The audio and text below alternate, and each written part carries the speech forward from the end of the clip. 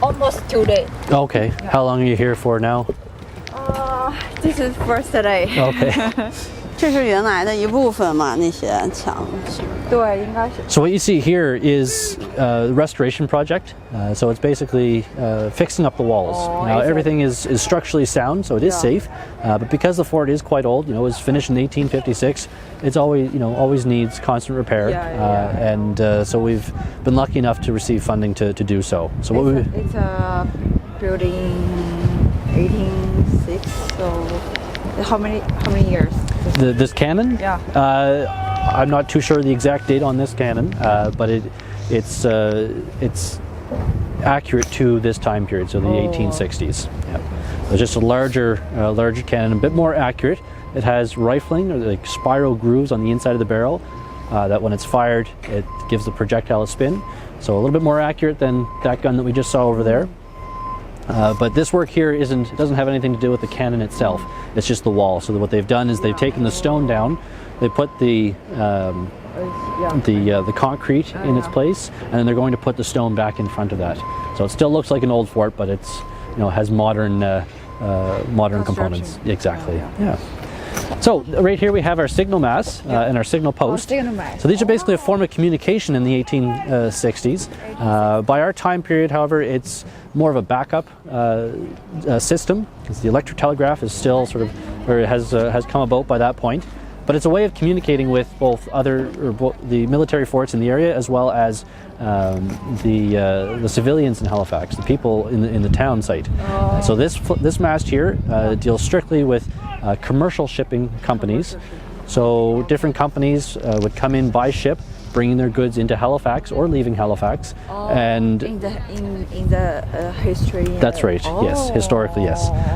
And each company would have their own flag. And when that flag is spotted out on the horizon coming into the harbor, through a series. We'll see the signal. Yeah, so every fort here would fly the same flag, and it would carry on through a series of forts, and until it arrived here, we could tell people of Halifax what kind of ship was in the harbor. So that's what this mast is for. Now the one over here, which is just being restored, is our military telegraph mast, and that's strictly for military use. So if you look up at the top of this mast here, you can see that black device to the right of that red flag. It's called a disc. And when they're positioned at different heights, they mean different things. Now on the military mast over there, it can mean a letter or a number, or depending on placement of multiple discs, it could mean an entire phrase.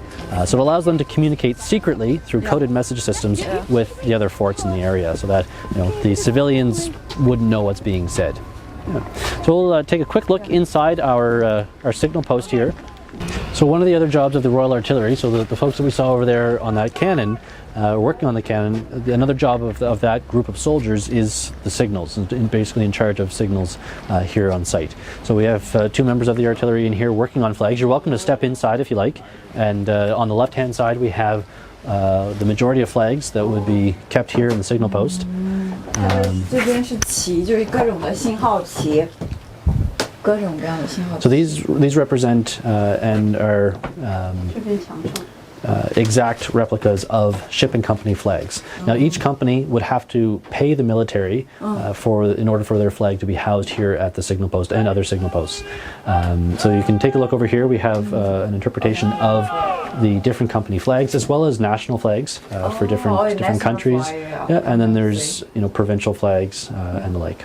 哎，看到下面有日本国旗哦，那是日本吗？是的。Pass me a disc.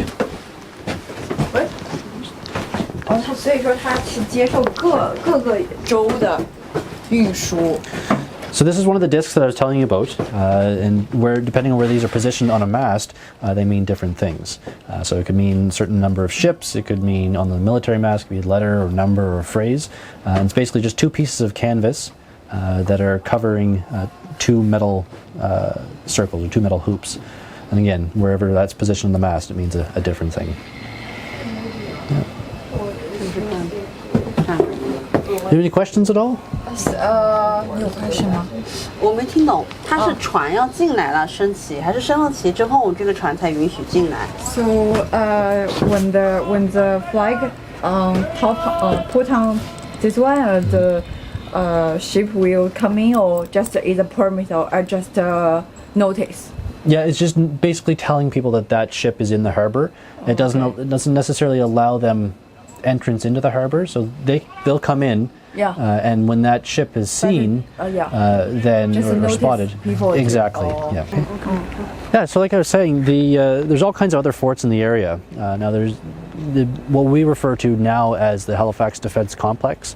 It's not necessarily a historical term, but what it refers to is all the other forts in the area. So there's not just the Halifax Citadel. We have 2 islands in the middle of the harbor. Yeah. Smaller of the 2 is George's Island. Yeah. There's a fort on that island. There's McNabb's Island, the larger of the 2. There's 2 large fortifications over there. All of those fortifications out towards the mouth of the harbor are concerned with a sea attack, so people coming in on ships attacking Halifax. But the Citadel, this fort here that we're in right now, this was never actually designed to defend against a sea attack, people coming in on ships. This was always here to defend against a land-based attack. The way Halifax is set up sort of geographically, there is a very small strip of land that connects Halifax, the city of Halifax, with the rest of Nova Scotia, the province, and so that they protect the land. Because the ships attack from here, and it's a defense attack.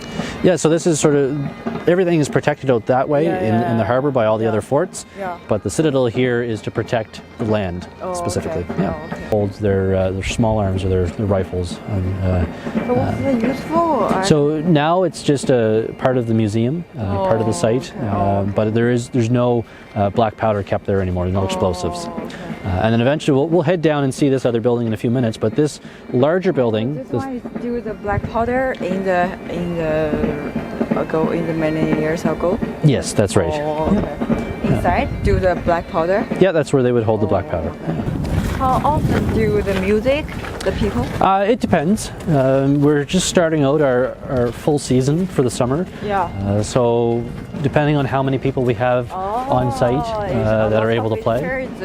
Not so much visitors, but actual staff members. If we have a lot of people from the band, then we are able to provide more music throughout the day. But we do try to stick to a fairly strict schedule, with a certain amount of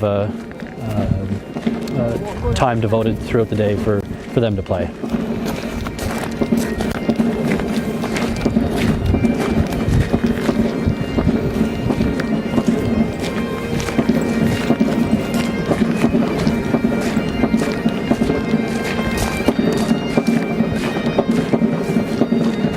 So you shoot from the Scotland, right? Not England. It's a bit of both. So the Same thing, or? yeah. So historically, these guys are Scottish soldiers, mainly from Scotland, but they're still fighting in the British military. Oh yeah. So that's why you see the red jacket and the kilts as a part of the uniform. Oh.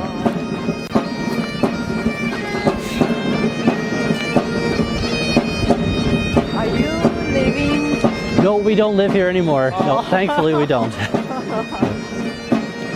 I have a home that I go to at the end of the day. So.